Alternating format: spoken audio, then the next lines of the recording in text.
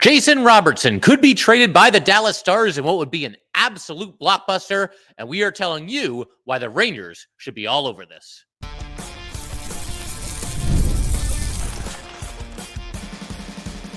You're Locked on the New York Rangers, your daily podcast on the New York Rangers.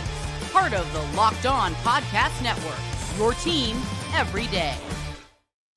Welcome back, Blue Shirts fans, to episode number 1337 of the Locked On New York Rangers podcast. I'm your host, John Chick. Just want to thank you guys, as always, for making Locked On New York Rangers your first listen every day. We are free and available on all platforms, including YouTube, and we are, of course, part of the Locked On Podcast Network, your team every day. So I want to go ahead and kick off today's episode of Locked On New York Rangers by talking about something that's become basically a hot button topic across the entire NHL, and that is the future of Jason Robertson. Robertson, of course, a breakout superstar player with the Dallas Stars pretty much ever since he made his NHL debut. He's been more than a point per game player for the Stars for parts of 5 or 6 seasons now, and just a phenomenal young player. And there are multiple reports out there. Take your pick of any hockey insider that you want to go with. Multiple reports that the Stars are taking calls on Jason Robertson and possibly looking to trade him. And I wouldn't say that it's a guarantee that Robertson gets dealt. He only has 1 year left on his contract. And, obviously the Stars have been somewhat close to making it to the Stanley Cup final a couple of times in the last few seasons. So maybe they hang on to him. They try to figure out a way to circumvent the salary cap in a different way and push forward with Robertson for at least 1 more year before he becomes a free agent. But where there's smoke, there's fire, and I think the Rangers would be absolutely crazy not to explore this opportunity. As I mentioned just a second ago, this kid is a superstar. That word gets tossed around pretty freely, and everybody's got their own definition of what exactly constitutes a superstar player. For some, I think like point per game territory. Once you get there, you can qualify. And obviously there's guys that don't score as much that do other things, and you can label them superstars as well. It all depends on what your definition is. But I don't think too many people would argue against Robertson being a superstar. He's 25 years old, and he is in a situation now where, like I said, 374 games, all at the Dallas Stars, where he is more than a point-per-game player. 168 goals, 226 assists, 394 points in 374 games. Also a plus 95, 273 hits, 132 block shots. An all-star in 2023 and a member of the NHL's first all-star team that same year. That season, he had 109 points, so not too shabby. He's also a proven playoff performer, 18 goals, 26 assists for a total of 44 points in 56 playoff games, and has some position versatility as well. He plays mostly left wing. And it's funny because it wasn't more than maybe a year ago, 2 years ago at the most, where we were looking at left wing for the Rangers and thinking that that's the position where they were deepest, and there's a bit of a logjam there. And that's changed because Chris Kreider obviously was traded. Panarin's only got 1 year left on his deal, and I do get the feeling that this probably will be his final season as a Ranger. And then Lafreniere, he mostly plays right wing now. He could always move back, but for the most part, he's been almost exclusively a right wing the last couple of years. You've still got Will Cooley there, but beyond that, there's quite a bit of uncertainty at left wing for the Rangers. So it's nice that he plays that position. He can also play right wing, gives you some versatility there. And I'm only half kidding when I say this.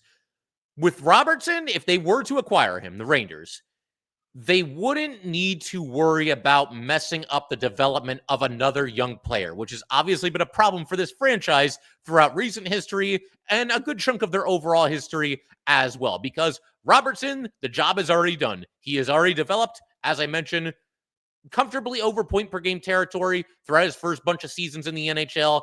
He'll turn 26 in July. He's already there. He's already a star. The Rangers can't possibly mess it up. And I say that somewhat jokingly, but I'm kind of serious about it as well. Because if the Rangers were to acquire Robertson, a first-round pick is going the opposite way. And some Ranger fans, a first-round pick, we're going to give away another pick.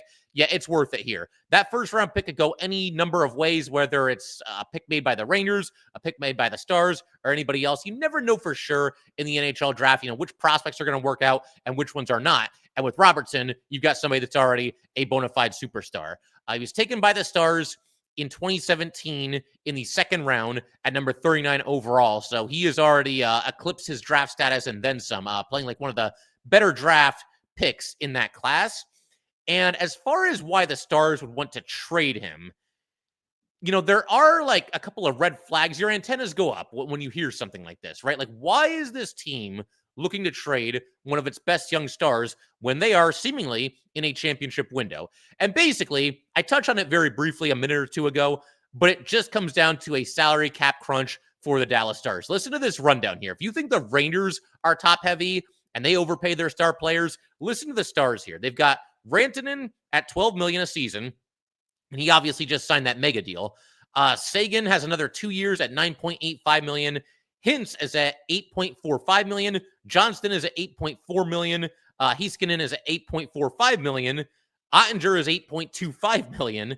Lindell is at $5.25 million. And Robertson himself is at $7.75 million. And again, if you thought the Rangers had a lot of bloated contracts, I mean, you're not wrong, but the Stars have 7 players making $7.75 million per season or more. And most of them are signed very long term. The only exception to that rule is Sagan and obviously Robertson, who's, the player in question here. But the Rangers, by comparison, only have 5 players making $7.75 million or more. So the Stars clearly have a very top-heavy roster, and it's getting to the point where they might not be able to afford one of them, and it could be Robertson who ends up being, the odd man out. And if that's the case, the Rangers need to be all over it. The Rangers, I mean, to begin with, obviously he's a phenomenally talented player, so that's already exciting. But the Rangers are at or near the top of the list of teams in this league that I think just badly need a shock to the system. They need a jolt. They need to do something different. This team this past season felt so incredibly stale. And part of the reason for that, obviously, is the brand of hockey that they play and the fact that they went through these miserable losing streaks and the fact that they looked like they didn't want to be playing hockey on most nights. And obviously the fact that they missed the playoffs one season after winning the President's Cup. But be that as it may, this is a team that needs to do something different. You need some fresh blood in there. And I know there's all these rumors about, well, they'll trade away K'Andre Miller. They'll bring in Gavrikov. I've got mixed feelings on that deal. We've talked about, both of those players somewhat recently. Will continue to do so moving forward in greater detail. But I don't know. Is that really like the shock to the system that's really going to push this team right back into contention? Because that's what they're trying to do. You track what the Rangers have done over the last calendar year. It's an aggressive retooling. They are absolutely looking to contend this upcoming season. So it's an interesting situation. And what makes it even more interesting, for me at least, is that if you trade for Robertson, you got to remember that he's only got 1 year left on his deal. It's for $7.75 million, as we talked about just a second ago. And his next contract, spoiler alert, is going to be quite a bit more expensive than that when you consider his level of production as well as the rapidly rising salary cap around the NHL. He is going to get paid. I would imagine we're probably talking 8 figures per season for Robertson, or at least very, very close to it, but probably 8 figures per season for Robertson. So if you make a move like this, if you trade for Robertson now, and honestly, $7.75 million right now for Robertson, that's a steal when you look around the NHL and look at what some of the other top players are making. But that would also signify something that the Rangers have basically been telling us all along for the past year or so. They are pushing all their chips to the center of the table for this upcoming season. Obviously, you get that midseason trade for JT Miller. That was another move that was made to kind of shock the system, shake up the core a little bit, remodel this team somewhat. If you bring in Robertson as well via a trade, then you're really going all in. And part of the reason for that is that this is the final year of Artemi Panarin's contract. And I know there's some Ranger fans that say, oh, trade him, do this, do that. Panarin should not be traded, not based on what the Rangers have done recently. They are reloading and they are going for it this season. Trading Artemi Panarin does not make the Rangers better for this upcoming season, not to mention the fact that he's got the full no-move clause. Now, if the trade deadline rolls around and the Rangers are bad, then by all means, see if you can get Panarin to waive. But going into the season, no reason whatsoever to waive him. But that would only be 1 year of overlap. 1 year with Robertson, 1 year with Panarin, the two of them playing together. And you can even throw JT Miller in there as well, because obviously Miller just got here. And, that would be the only full season of hockey that those three would play together, Robertson, Miller, and Panarin. And those are obviously 3 of your best players, probably your best 3 forwards right there. But yeah, I mean, that would... If you bring in Robertson, that's an all-in move, and that's signifying that the Rangers are going to absolutely attack this upcoming season and do everything they can, push all their chips in, and try to win a Stanley Cup championship. And that might sound far-fetched for a team that played as badly as they did this past year, but if nothing else, you can never say that the Rangers don't go for it. They do make big time moves when they feel like they're in contention, and they're just a move or two away from potentially winning a Stanley Cup. The other thing that we can consider here is it's at least possible that if the Rangers were to trade for Robertson, they would get an extension in place while doing so with Robertson, and they would re-sign him going forward. Now, Robertson is part of that insane unrestricted free agency class for next offseason.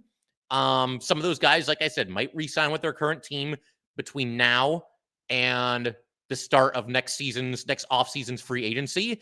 But you could try to trade for Robertson and extend him right away. You could basically get in on that free agent class before that free agency class even happens. And Robertson's a heck of a player. And basically, the way it would work is once the extension kicks in, if they were to trade for him and extend him, and I realize this is a lot of ifs, but Robertson would essentially become the new Panarin in terms of how much money he's making and what percentage of the salary cap that he is taking up, because that extension won't kick in until next year. He's locked up for $7.75 million for this season. But I'm all about this. And there was a hypothetical situation, or I guess like report or just rumors, whatever you want to call it. Basically, Bleacher Report posted something on social media. They took a look at 4 different teams that could potentially have some interest in trading for Robertson. The 4 teams were the Rangers, the Kings, the Flames, and the Hurricanes. And what they did was they listed a hypothetical trade package from each of these 4 teams to the Stars to potentially try to acquire Jason Robertson. And with that said, we'll just focus in on the Rangers here. The one that Bleacher Report came up with for the Rangers, and again, it's just the opinion of one person or maybe a couple of people who all came together to put this post together. But the trade package for Robertson for the Rangers was Brennan Othmann, Braden Schneider, and a first-round pick. I'm doing it. And it's tough because you do get attached to players, and it is a big price. It's a steep price to pay. I don't think that's an unreasonable ask for the Dallas Stars to come up with when it comes for Jason Robertson, if they were to send him to the New York Rangers. And I like Othmann. I think there's an interesting blend of nastiness and skill, which the Rangers could use. Othmann through 22 NHL games, though, I do have to point this out. He's got no goals and 2 assists. And I realize a big reason for that is his ice time and the way that they've used him. But he hasn't really lit the world on fire. He is a +7 in those 22 games with the NHL, but that's where he's at right now. And Braden Schneider, you guys know, I'm a big fan of him. I think going into next year, at least the way things stand right now, and we'll see if the Rangers sign Gavrikov or not, but the way things stand right now, your best option at left defense alongside Adam Fox for opening night next season is Braden Schneider.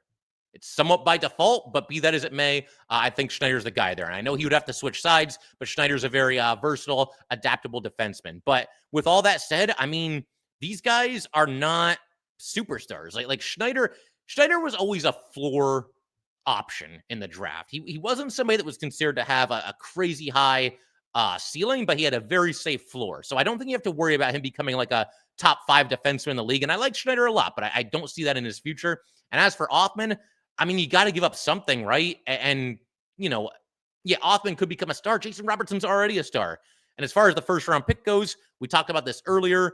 Any pick by any team could work out, or it could fail in spectacular fashion. We certainly have been on both sides of that as Ranger fans. So, yeah, I mean, if that's all it would take, and I shouldn't say all. I'm not trying to trivialize Othmann or Schneider or their importance to the Rangers. But if the Rangers can get Jason Robertson for Othmann, Schneider, and that first-round pick, yeah, I'm doing that every time. So that's my thoughts on that. That's where things stand. I would love to see Jason Robertson as a Ranger. It sounds like they are at least one of the teams that are considered to be in contention, but we'll see how everything shakes out the next few days here heading into the draft, free agency, and the whole 9 yards. But in just a second, we're going to talk about a Ranger who just re-upped with the team. That would be Adam Edstrom. He signed a 2-year deal. Going to talk about why this is a really solid move for the New York Rangers, and we'll do that in just a second. All right, we just want to take a minute to let everybody know that today's episode of Locked On New York Rangers is brought to you by Wonderful Pistachios. Looking for a snack that is both delicious and nutritious? Crack into a good source of protein with Wonderful Pistachios. Wonderful Pistachios is one of the highest protein nuts. Each 1 ounce serving has 6 grams of protein, giving you over 10% of your daily value. Plus, they are packed with fiber and better for you unsaturated fats to help keep you feeling fuller longer. Personally, I love the no shells variety. The perfect grab and go snack for busy days. Whether I'm snacking at my desk, running around with my family, whatever might be going on, maybe I just need a quick protein boost. That's always an awesome go-to. The satisfying crack of opening each shell, it is like snack meditation. Whether you're running between meetings or dropping off the kids, Wonderful Pistachios are the snack that works just as hard as you do. Get snackin' and get crackin' with the snack that packs a protein punch. Visit wonderfulpistachios.com to learn more. All right, let's go ahead and keep everything rolling here. On Locked On New York Rangers, big shout out to the everydayers, as always, for tuning in, supporting this podcast throughout the entire season, postseason, preseason, whatever it might be. On our next episode, we'll be doing a crossover with Kyle from Locked On Ducks. Going to be talking about the Chris Kreider trade, just kind of evaluating it from both sides and seeing how he feels about it, seeing how Ducks fans feel about it. We're going to learn a little bit more about Kerry Terrence, who is, of course, the prospect that the Rangers acquired in that trade. And got to talk about the Trevor Zegras trade. It doesn't really have anything to do with the Rangers all that much, but it's obviously big-time breaking news that kind of came from out of nowhere just yesterday. So definitely looking forward to that conversation. But for right now, Adam Edstrom back with the Rangers on a new 2-year contract. And this is one of those things, one of those moves where I know it's hard to get Ranger fans to universally agree on any one thing, but can you find me a Ranger fan that's going to be upset about something like this? I certainly hope not. In a nutshell, Edstrom has shown some promise as a fourth-line player. He's somebody that understands his role, goes out there, seems to play it very well. And on top of that, you can't worry, you can't complain about the salary cap hit because it's not too high above the league minimum. And to me, the cost is right. It's more than fair for both sides. On top of everything I just mentioned, this is a 6th-round pick by the Rangers. And as we've covered multiple times on here, NHL history is littered with 6th-rounders who never play a single game in the NHL. Adam Edstrom will not be one of them. Obviously, he's already played, a decent amount of games with the Rangers over the first 2 years. And again, he's already begun to establish a little bit of a role for himself. I think right now, he is the heavy favorite to start next season on the 4th line at left wing. You can pretty much pencil him in right there. I mean, you never know for sure. We don't know how these things are going to shake out. We don't know what kind of trades the Rangers are going to make, what they're going to do in free agency and what have you, and how people are going to play in training camp and the preseason and everything. But right now, based on what he did last year, the promise that he's shown so far, I got to imagine Adam Edstrom is the favorite to open up as the 4th line left winger this upcoming season. And I would bet he's out there on opening night this upcoming season. As far as the contract situation, I mean, his ELC had just expired. It was for 3 years with a cap hit of $847K. The new contract that Edstrom receives here is actually identical to the one that Matt Rempe just got. It is for 2 years with a cap hit of $975K per season. So he gets a small raise. I was thinking that Edstrom might end up getting maybe just a shade less than Rempe. But again, I think this is completely fair for everybody involved. And Edstrom will be an RFA with arbitration rights after the next 2 seasons, 2 years from now, when this deal expires. And then the year after that, he'll be a UFA. And we can cross those bridges when we get to them. I talked about Edstrom not too long ago. We do our free agency spotlight every offseason where we take a look at every RFA and every UFA that's in-house for the New York Rangers. And we're actually going to continue doing that today in just a little bit here. But with Edstrom, I mean, there's a decent amount to like. First of all, the size. This team needs to get bigger, tougher, nastier, all that stuff. We know about that, right? 6'7", 241 pounds, one of the absolute skyscrapers of this sport. For reference, he's listed as being 2 inches shorter than Matt Rempe and only 14 pounds lighter. So this guy's a beast. What a lot of people don't realize is just how fast he is. And I talked about this, like I said, a couple of episodes where we kind of honed in on Adam Edstrom. But in terms of straight line speed, he was like top 25 in the NHL last year. He's one of the faster skaters on the Rangers. And a lot of us, myself included, fall into this trap of saying, well, he skates good for a big man, or he's pretty fast for a big guy, right? No, he's just a good skater and he's fast, period. And the fact that he's that big, that's awesome. It's like a freight train coming at you. And that 4th line was a lot of fun last season. I think these guys are all kind of collective winners from this because to me, if it ain't broke, don't fix it. For the most part. But for me, again, you got to start this upcoming season with Edstrom, Carrick, and Rempe as your fourth line. I tweeted this out not too long ago. That is one of the least concerning aspects of this team this upcoming season for me. Not that they're going to go out there and like lead the team in ice time and carry the team offensively or anything like that. But it's three guys that understand and embrace their roles. They all play hard. Playing hard should be a given, but we all know that it's not. We know that for sure after watching this Ranger team this past season. So it's a good move. Somebody that Edstrom that I feel like, never looked out of place. When they called him up, it felt like he pretty much just kind of took to the NHL game. It never looked like he was overwhelmed. He never really seemed to make any glaring mistakes or anything like that.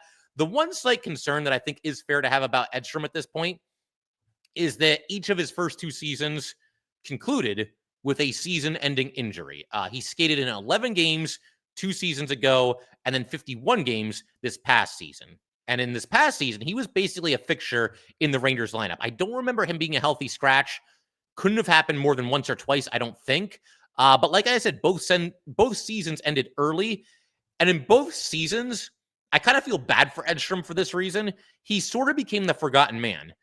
The first season, he got called up, and then not too long after that, Matt Rempe got called up as well, and we had Rempe mania and everybody going crazy for Rempe. Not that like Ranger fans didn't like Edstrom or anything like that, and I'm not blaming anybody for this situation. Rempe came up and he played the role that he was expected to play, but Edstrom immediately sort of got overshadowed with Matt Rempe. Matt Rempe casts a tall shadow, both literally and figuratively, when you're a line mate with him on the fourth line. So, yeah, I mean that happened, and then this past season.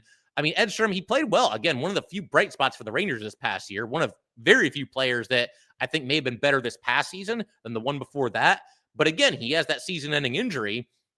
And the Rangers, by that point, had so much drama and so many problems and so many players underperforming.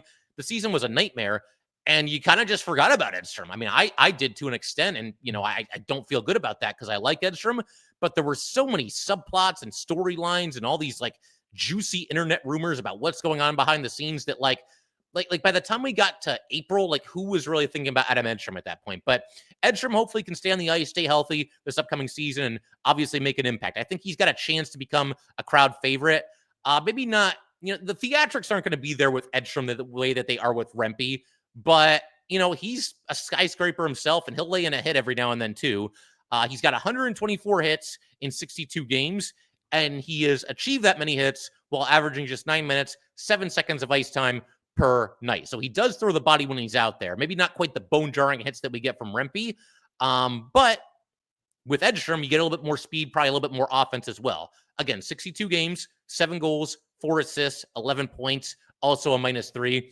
It's obviously not a ton of points, but again, very limited ice time and playing almost exclusively on the fourth line. He does chip in every once in a while. And, Edstrom, to me, one more thing that I'll say that I like about him before we, shift our attention to some of the Ranger in-house free agents is that he is another one of these players that feels like has a very safe floor. I think at the very worst, Adam Edstrom is looking at a pretty long career as a fourth liner. He might not ever do a whole lot more than that, although I wouldn't sit here and just say no chance. When players are this young and they're still developing, I always give them a chance to, eventually establish a bigger role for themselves.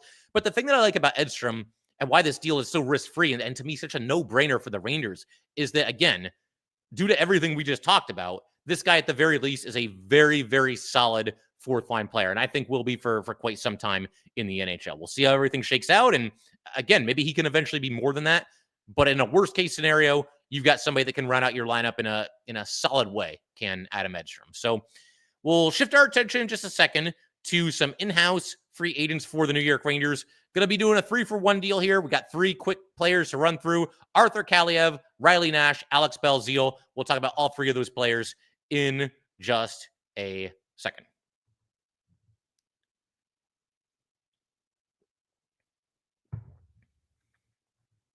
All right, free agent roundup here. Let's go ahead and, like I said, focus in on these 3 players that I just mentioned.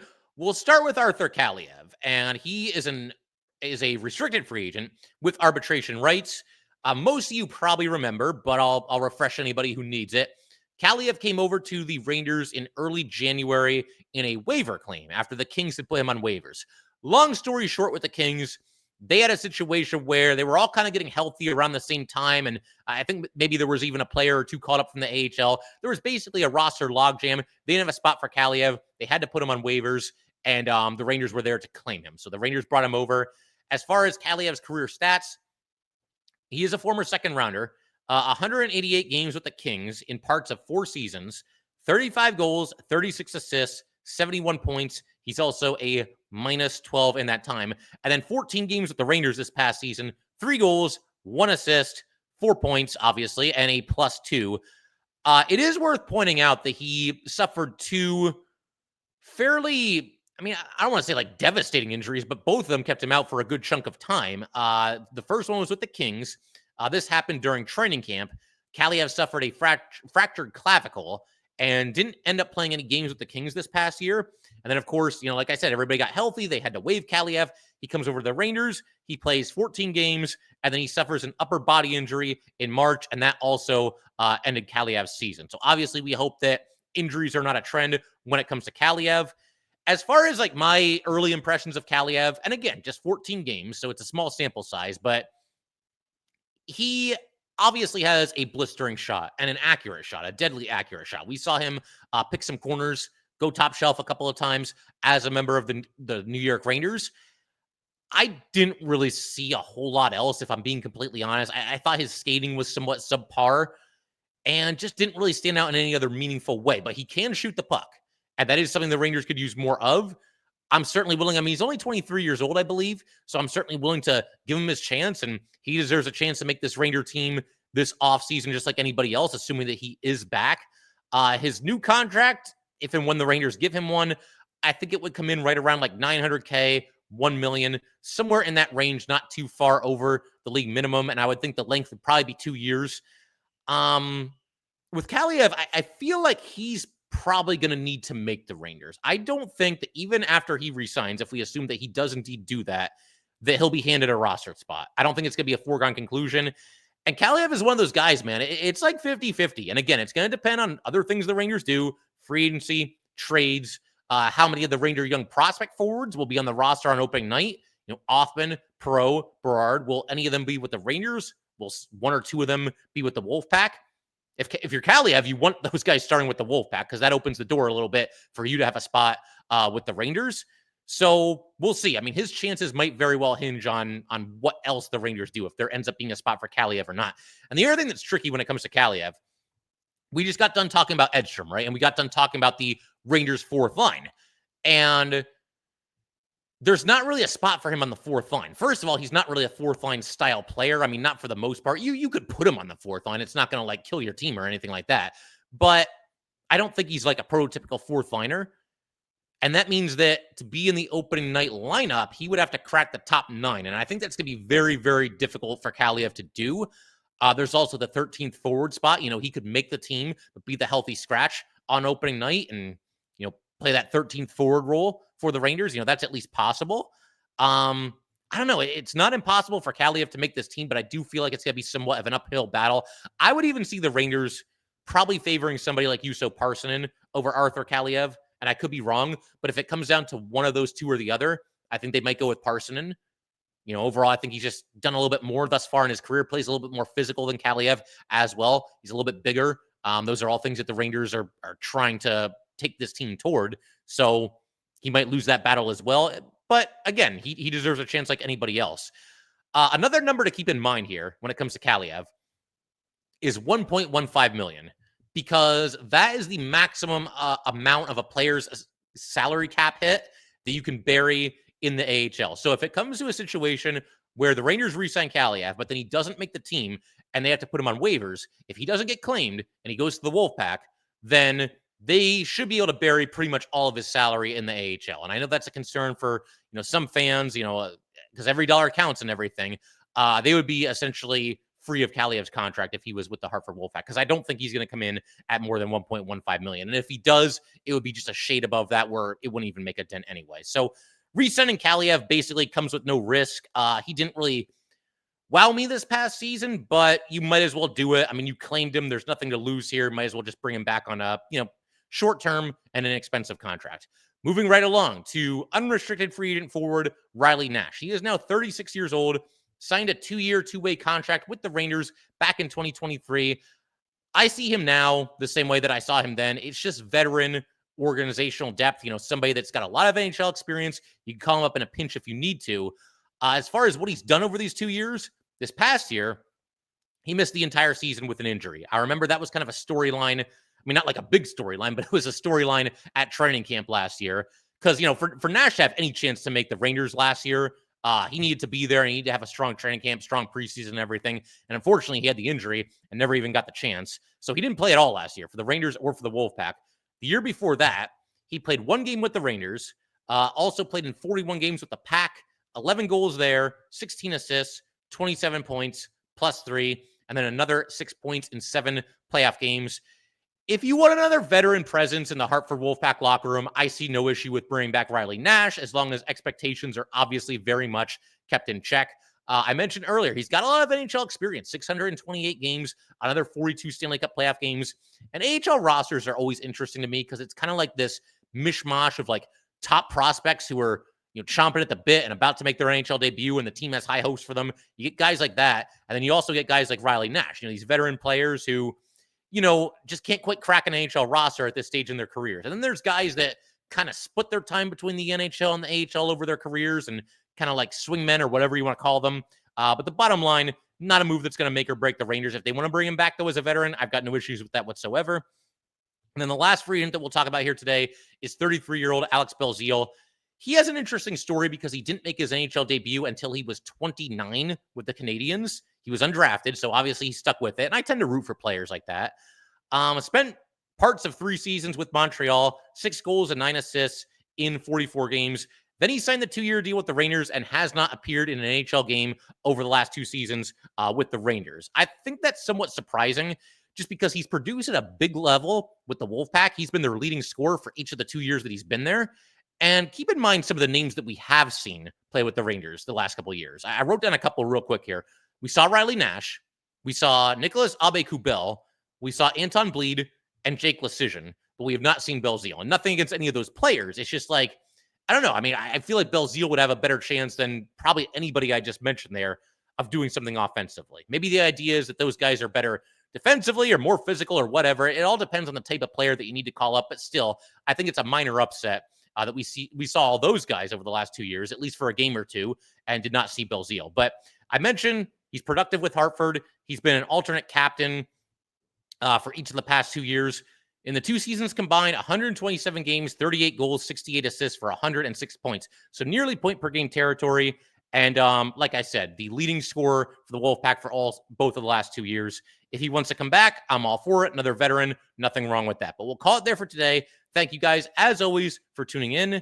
Definitely make sure to subscribe to Locked On New York Rangers YouTube channel, and I will see you next time.